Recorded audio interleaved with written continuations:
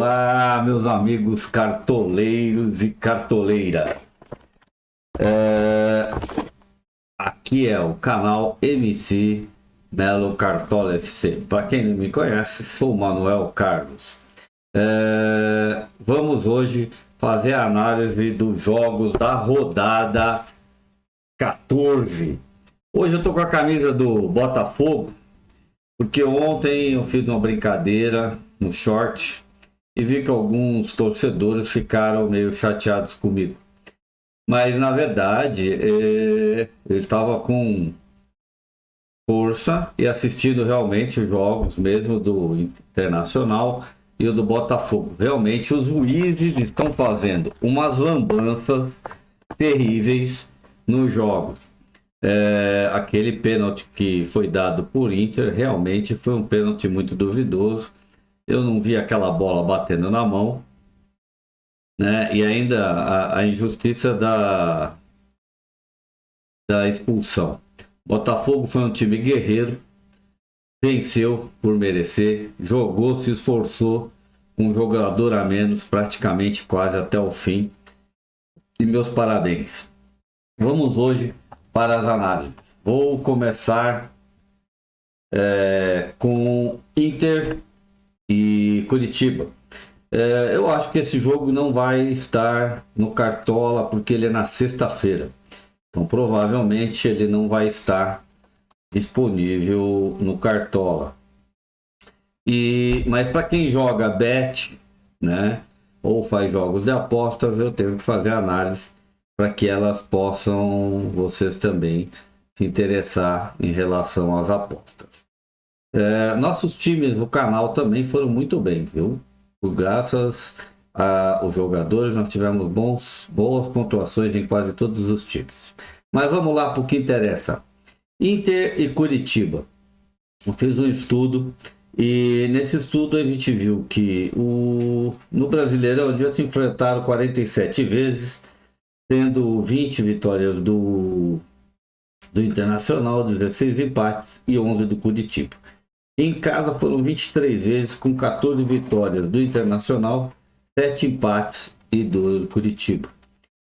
O Curitiba é o último time do Brasileirão, que é o pior time do Brasileirão em jogos fora de casa. Até agora só conseguiu 2 pontos, perdeu 4 jogos e empatou 2 de 6. E o Internacional é o 14º melhor mandante, com 2 vitórias, 3 empates e apenas uma derrota, que foi essa para o Botafogo. Nos jogos que tivemos, né, nos últimos confrontos, nós tivemos Internacional empatando Curitiba 2-2, vencendo Curitiba fora de casa 1-0, vencendo em casa por 1-0, aí empatou fora de casa 1-1, venceu 1-0 fora de casa, mais 2 vitórias dentro de casa, uma de 2-0, uma de 4-1. Nos últimos jogos, o Internacional, se a gente for ver, ele veio com praticamente levando gols em todos os jogos dentro do Brasileirão. Então a gente não pode confiar no FG do Internacional, porque ele mesmo dentro de casa leva sempre gols. O Curitiba, coitado, não vai bem. Depois que Andrei, Léo Galhardo saiu, o time ficou meio perdido. Se continuar nesse ritmo, provavelmente deve cair o treinador, né? Ele já não vinha bem fora de casa, mas estava indo bem em casa. Agora está perdendo direto. Então esse jogo é um jogo que, para mim, né, pelas apostas que vocês vão ver aí no campinho, tá dando a vantagem para o Internacional, pagando bem no empate e pagando para o Curitiba muito alto. Então eles veem que o Internacional tem a maior possibilidade. Eu apostaria no empate nesse jogo. Então vamos para o próximo jogo, que vai ser Avaí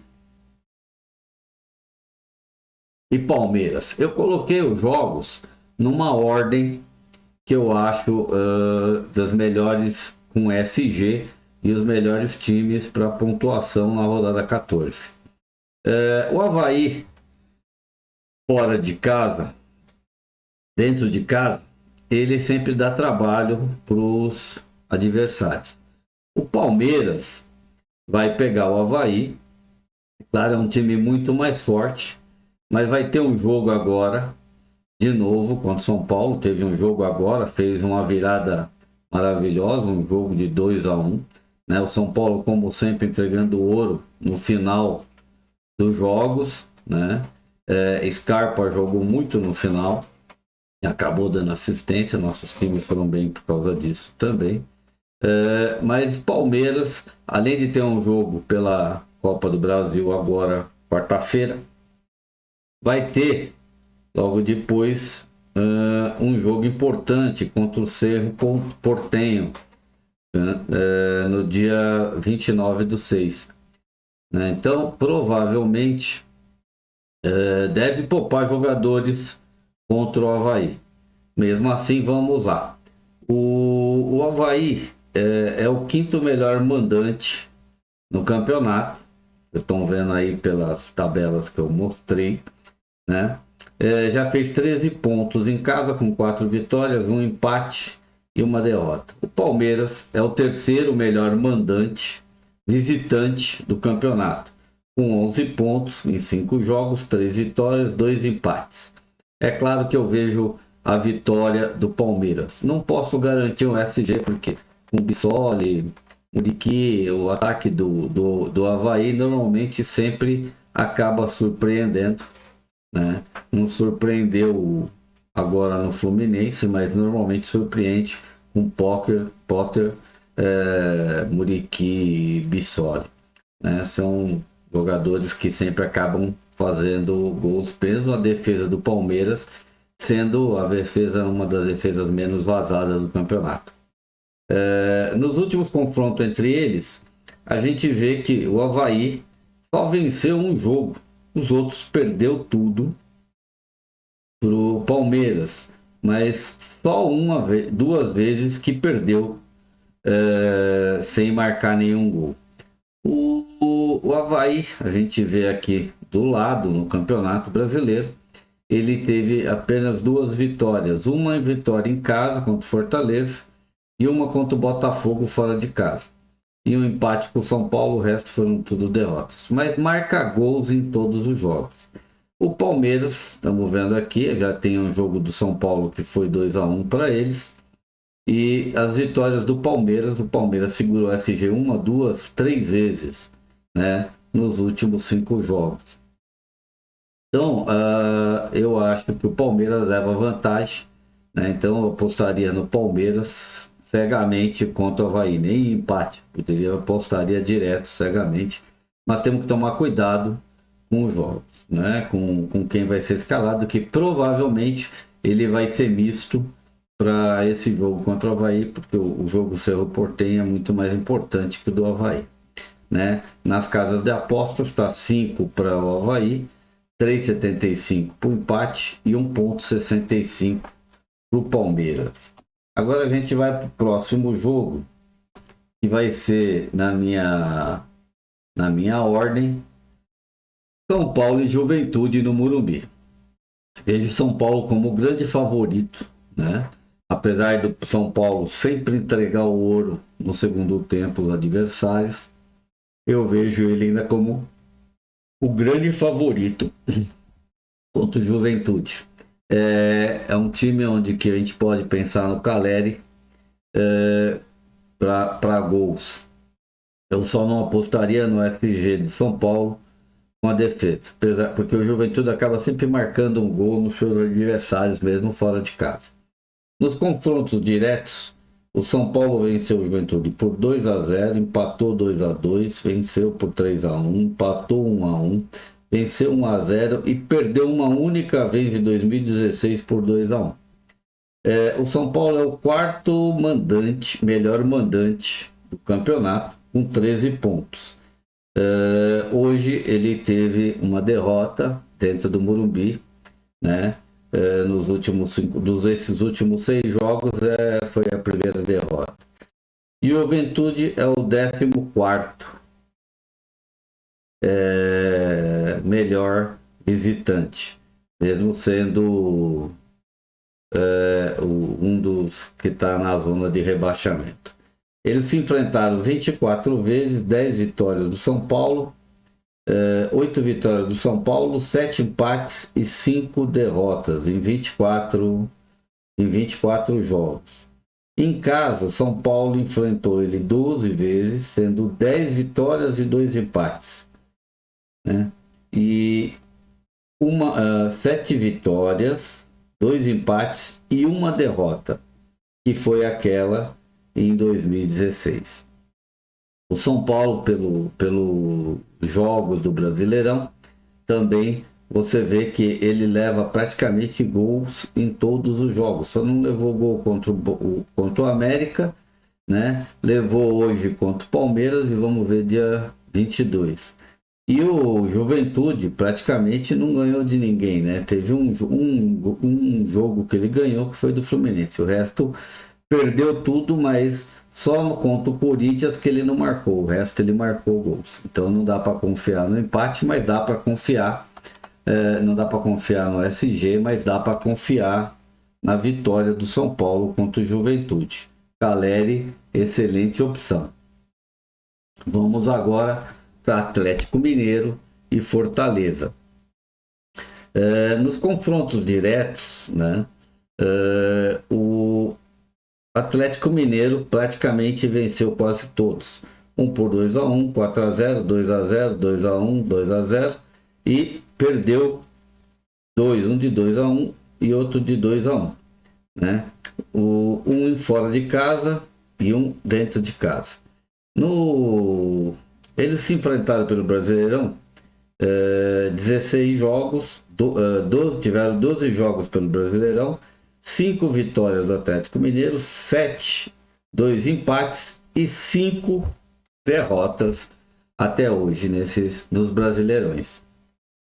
O Atlético em casa teve 7 jogos, 3 vitórias, 1 empate e 3 derrotas. Mas era outro Atlético, porque esses jogos são muito... Estou abrangendo os brasileirões todos aí. O que a gente tem que olhar é que o Atlético Mineiro, no dia 28, tem o Emelec lá, né? E o Fortaleza vai pegar o Estudante também em Fortaleza. Então, provavelmente o Fortaleza não vai poupar ninguém que está precisando fazer pontuação. Mas o Atlético Mineiro pode entrar misto, mesclado, né? Então, tem que tomar também cuidado nos próximos jogos da 14ª rodada, na hora de se escalar, ter bons reservas para substituições caso o jogador que você escalar não entre. O Atlético Mineiro, né, dentro do Brasileirão, do dia 29 de maio para cá, né, ele venceu 2-1, empatou 0-0, perdeu de 5-3 para o Fluminense, Santos 1-1, um empate de 0-0 com o Ceará e 2-0 contra o Flamengo. Quer dizer, segurou o SG 3 vezes. Eu acho que contra o Fortaleza, se ele não vier mesclado, a chance de ele segurar o SG é grande.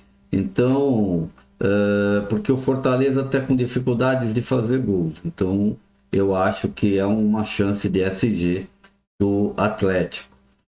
Apostar no Hulk, Nacho aí, Mariano, né, nos laterais, no Natan, no Júnior, eu acho que são boas pedidas para essa rodada.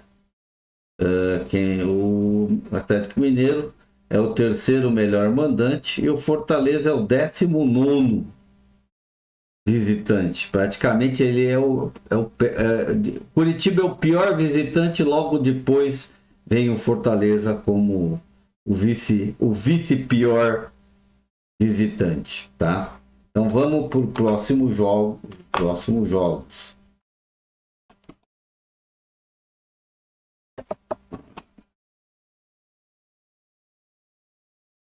Flamengo e América Mineiro. Esse é para mim, é o terceiro melhor jogo, né? Para a gente apostar. Dá para pensar aí em Arrascaeta, não sei se vai ser o Pedro, se vai ser Gabigol que vai entrar, né? No Mateuzinho é boa, Everton Ribeiro é uma boa, Andréas voltou a jogar bola, então o Lucas na lateral esquerda. Então eu acho que é um excelente jogo para o Flamengo. Vai ser no Maracanã. O Flamengo precisa ganhar a pontuação, precisa subir no Brasileirão. Eu acho que é um jogo para a gente pensar e dá para pensar no SG, porque o América ele ataca muito, mas acaba não concluindo os gols. O problema é que o Diego Costa, né? Diego Alves, ele espalma muitas bolas para meio da área. E essas bolas espalmadas para o meio da área acaba causando gols, né? E o Aloysio não é bobo. Nos confrontos diretos, o América empatou com o Flamengo em setembro. Aí o Flamengo venceu por 2-0, empatou de novo lá. Os dois empates foram lá. Venceu por 2-0 no Maracanã, venceu por 1-0, depois venceu por 2-1 e 2-1. Todos os jogos ele venceu no passado, em 2011, por 2-1. Os mais recentes foi tudo com SG. Então eu acho que o Flamengo tem uma grande chance de segurar o SG. Eles já se enfrentaram pelos Brasileirões 47 vezes, sendo 20 vitórias. Então aqui, esquece que esse aqui está falhado. O Flamengo no Brasileirão não tem ido muito bem, né? Se a gente for do dia 5 de junho para cá, ele perdeu para o Fortaleza, perdeu para o Bragantino, perdeu para o Internacional, ganhou do Cuiabá, perdeu para o Atlético Mineiro e agora vai pegar. Quer dizer, ele vem de 4 derrotas e uma única vitória contra o Cuiabá. O América Mineiro não vai ser muito diferente, né? Porque ele vem de um empate, uma vitória, mais 2 derrotas, um empate contra o Fluminense e mais uma derrota agora para o Fortaleza. Só que o América piorou. E o Flamengo, com a entrada do Dorival, eu acho que tende a melhorar. Mesmo assim, por elenco, né, eu vejo o Flamengo muito superior ao América e a chance do Flamengo vencer é muito grande. Só vai depender do que vai acontecer, porque o Flamengo tem um jogo no dia 29/6 contra o Deportivo Tolima, lá, né? E o América Mineiro vai ter um jogo também no dia 30 contra o Botafogo. Então, pode ser que o América não vai poupar ninguém, mas o Flamengo, eu acho que ele pode até ser que queira poupar alguém. Então pode vir com aquela defesa mista e aí corre riscos. Mesmo assim, ainda sou Flamengo, com certeza, e ainda arriscaria nem no empate, na vitória e com SG do Flamengo. Você vê, o Flamengo é o 12º melhor mandante. E o América é o 17º visitante nos 20. Então, se você for ver, ele é praticamente um dos últimos piores visitantes. Tá? É o quarto pior visitante do campeonato. Próximo jogo: Bragantino e Atlético Paranaense.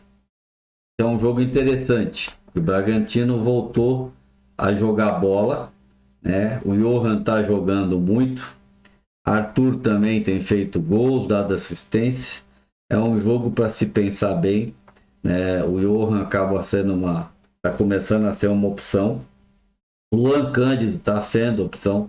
Mesmo fora de casa, o Bragantino tem melhorado. Então eu acho que é uma boa opção. Esse jogo eu não apostaria muito no Terence, porque o meio de campo do Bragantino é forte e não vejo o Terence como uma boa opção para a 14ª rodada. Agora vejo Pedro Henrique, vejo o Vinícius Abner como boas opções, como roubada de bola, desarmes, eles sobem bem, apesar que o Luan Cândido joga na posição do Abner Vinícius. Então ele vai ter que trabalhar muito no desarme e todos os dois ali não vão poder subir muito, né? Então eu acho que o Natan também é uma opção boa. Léo Ortiz vai ser uma opção boa, mas não vejo o SG. Eu acho que tem gol de ambas as partes. Nos confrontos diretos, Atlético Paranaense venceu o Bragantino por 1-0, venceu por 2-0, empatou 2-2, venceu por 1-0 e empatou 1-1. Dentro de casa, ele teve 2 empates e uma vitória contra o Atlético Paranaense. Ele é o 11º melhor mandante, com 11 pontos. Nos últimos 5 jogos, ele teve 3 vitórias e 2 empates. Nos últimos 6 jogos, foram 3 vitórias em casa, 2 empates e uma derrota. O Bragantino é o 10º melhor visitante. Já fez 7 pontos, está com 3 empates fora de casa, uma derrota e mais uma vitória. Dentro dos confrontos, eles tiveram 9 vezes confrontos pelo Brasileirão, sendo 4 vezes o Atlético Paranaense venceu, 3 empates e 2 vitórias do Bragantino. Dentro de casa foram 5 jogos, sendo 2 vitórias do Atlético Paranaense, 2 empates e uma derrota. Se eu tivesse que apostar, eu apostaria no empate, com certeza. Pelo histórico, a gente apostaria na vitória do Atlético Paranaense contra o Bragantino. Mas eu acho que o empate é o mais provável aí, né? Empates com gols. Eu ainda acho que pela forma que o Bragantino começou a jogar e pelo que o Atlético Paranaense está jogando, eu ainda confio um pouco mais no Bragantino, na vitória do Bragantino, do que do Atlético, pelo jogo que ele fez contra o Santos, né? O João Paulo é que salvou a pátria. E além de que o Atlético Paranaense tem um jogo contra o Libertad no dia 28, né? E o Bragantino não, só joga dia 4 pelo Brasileirão contra o Botafogo.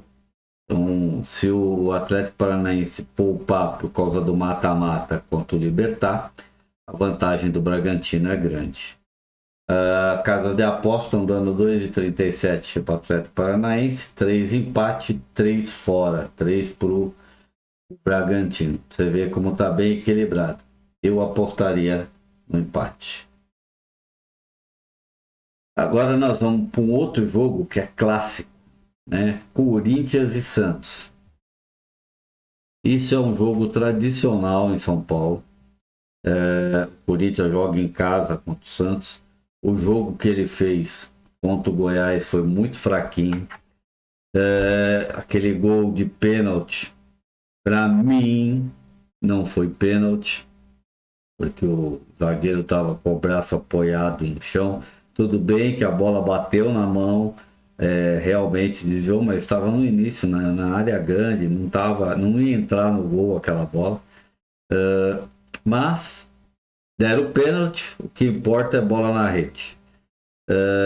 Então, o time do Santos, ele está muito forte, cresceu muito no campeonato.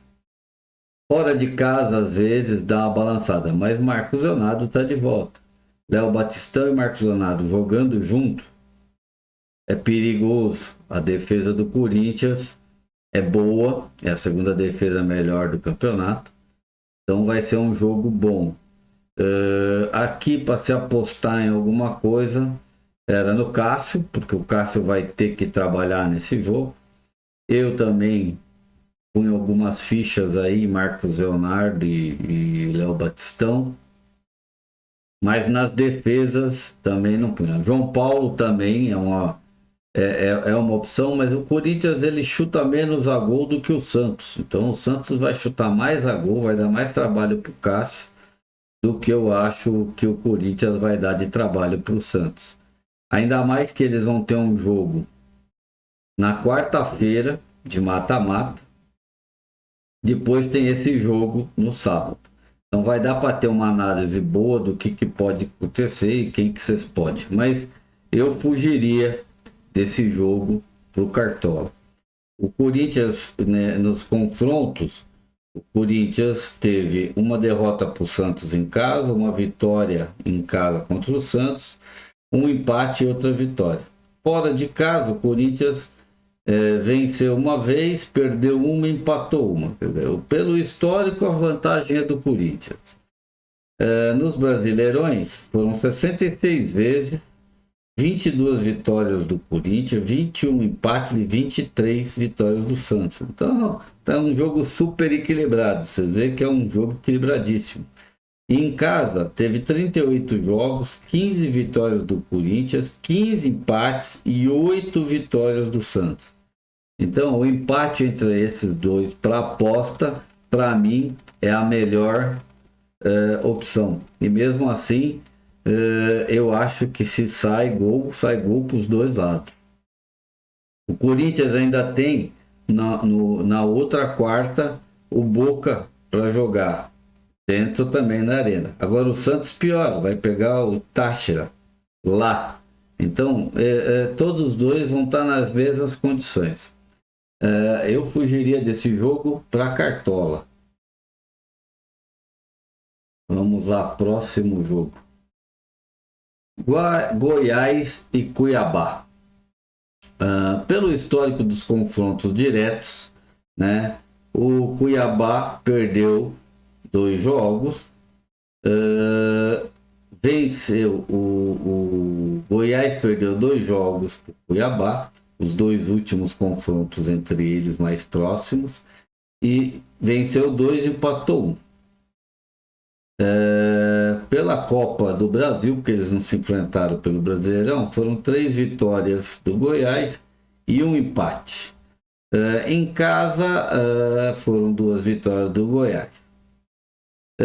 Pelo Brasileirão, de 28 de maio para cá, né, no mês de junho praticamente, o Goiás, se você fizer uma comparação entre Goiás e Cuiabá, um ao lado do outro, aí não tem muita diferença, né? O Goiás praticamente venceu 2, empatou 3, né? Agora tem o Atlético Goianiense na quarta-feira. É um jogo bem equilibrado. Cuiabá não vem bem, mas o Goiás também não vem bem. Mesmo assim, eu acho que aí se tivesse que apostar em alguma coisa, seria uma vitória do Goiás e um empate. Mas tudo aqui pode acontecer. Pela casa de apostas, está pagando 2 para o Goiás, 3 para o empate e 4 para o Cuiabá. Esse é um jogo que não dá para pensar em muita gente aqui, a não ser se for para fazer algum time de valorização. Próximo jogo. Esse é outro jogo tipo Santos e Corinthians. Então vamos lá. Botafogo e Fluminense, um super clássico. Botafogo vem de um jogo guerrido contra o Internacional, buscou uma vitória suada, né? O juiz melou esse jogo, bagunçou esse jogo. Foi um jogo com muitas turbulências, juiz falhando, marcando coisas que não tinha que marcar. Botafogo sofreu para poder vencer aquele jogo. Ganhou realmente com a determinação. E nós temos também o Fluminense, e fez um jogo contra o Avaí, mas não foi aquele jogo também, né, que todo mundo esperava. Samuel Xavier jogou muita bola, né, tá jogando muito, pena que oscila, mas tá jogando bem. Cano, não sei, parece que saiu machucado, a gente não sabe se vai estar para o jogo contra o Botafogo. Nos confrontos diretos entre eles, o Fluminense praticamente venceu os 4 últimos jogos. Só perdeu no dia 27 de março agora, que foi uma derrota por 2-1 para o Botafogo. Teve 2 empates. Então, pelo histórico direto, o Botafogo é freguês do Fluminense.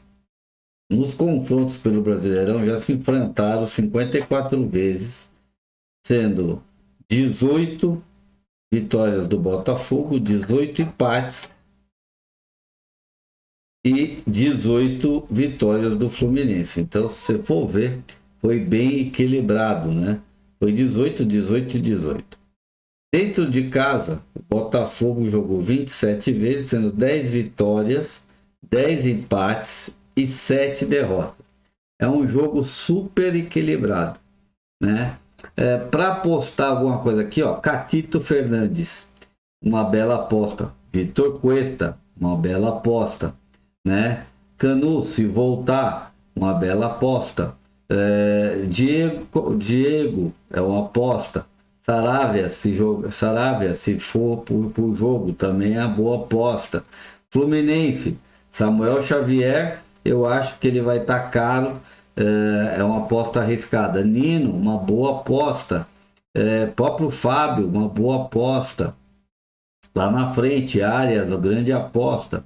Luiz Henrique, se vier pro jogo, aposta. Cano, se vier pro jogo, aposta. Eu sou mais Luiz Henrique nesse jogo do que Cano, né? Porque é um jogo onde os times vão ter um enfrentamento muito forte entre eles, né? No meio de campo. O Cano não é um jogador para esse tipo de jogo para mim. Então, se você for ver, o Botafogo é o 15º mandante, né? Então, ele não é o melhor, porque se você for ver, ele é o 5º pior mandante do campeonato. E o Fluminense é o 7º melhor visitante. Então, temos que tomar muito cuidado. Pela casa de apostas, Botafogo é 2,5, empate 3,1, fora 2,87 para o Fluminense. Eu aposto no empate e empates com gols entre Botafogo e Fluminense. Próximo jogo: Ceará e Atlético Goianiense. Olha, esse jogo, para postar em ração cartola, eu acho que o Wellington Rato é uma opção, né? E o Bento. Porque o Ceará é o pior mandante do campeonato. Empatou, mesmo com essas mudanças que teve, está com jogadores lesionados, jogadores fora, com a ausência do Mendonça, ele piorou muito. E o Atlético é o 5º pior visitante. Então é a fome com a vontade de comer. Se a gente for analisar, eles se enfrentaram 9 meses no Brasileirão. Ceará venceu 1, empatou 5 e perdeu 3. É um jogo para empate. E pode ser até um empate sem gol. Pode ser até que o Ceará, porque o Richard, o goleiro deles, é bom. E o Bento também é um goleiro bom. Bento, não, o Ronaldo. O Ronaldo é um bom goleiro. Bento é do Atlético Paranaense. Então, é um jogo, se tivesse que apostar em alguma coisa aí, se alguém quiser arriscar, arriscar fechar a defesa do Ceará e rezar para o Atlético não fazer gol. Porque o Wellington Rato nesse dia não esteja bem, não jogue. Porque o Atlético Goianiense vai ter um jogo contra o Olímpia, né? Mas o Ceará também vai ter o jogo contra o Strongs. Então tem que ver. O Ceará não tem mais quem poupar, então vai ter que vir com o time que tem. O Atlético pode mexer em alguma coisa, porque ele tem que se apostar nesses outros jogos, porque pelo Brasileirão, tanto ele quanto o Ceará estão meio fora da partida. Esse jogo eu apostaria no empate. Se tivesse que arriscar um SG, arriscaria.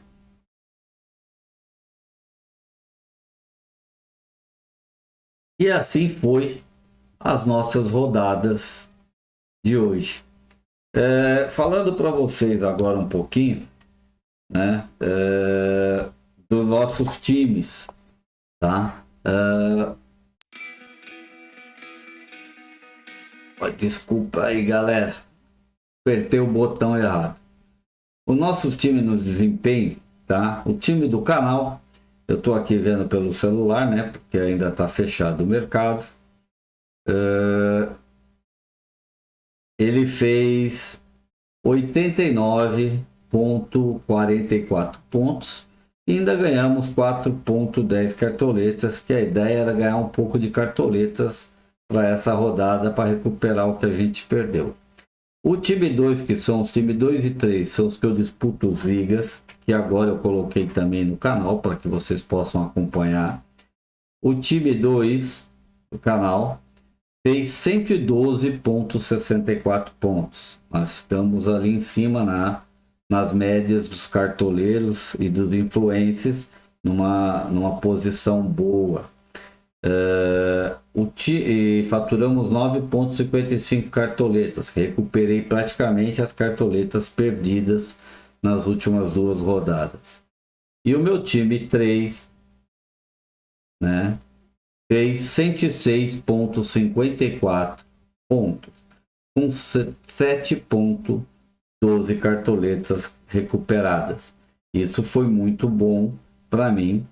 E como eu falo para vocês, eu sempre tento ficar entre os 10 melhores da rodada dos influencers, entre os vitalícios lá dos cartomantes e um monte desses que a gente acompanha aí no YouTube. Dessa vez na rodada, né, eu fui o melhor, fiquei em primeiro, o time 2, e em sexto, o time 3. E o time do canal ficou em 19º na rodada. Então, entre os melhores influencers, né, que a gente tem, eu acompanho alguns, né, dessa vez eu fiquei em primeiro lugar nas rodadas. E isso significa que as minhas dicas para essa rodada que passou foi boa. Espero dar as melhores dicas para vocês nas próximas rodadas. Amanhã, se eu conseguir, vou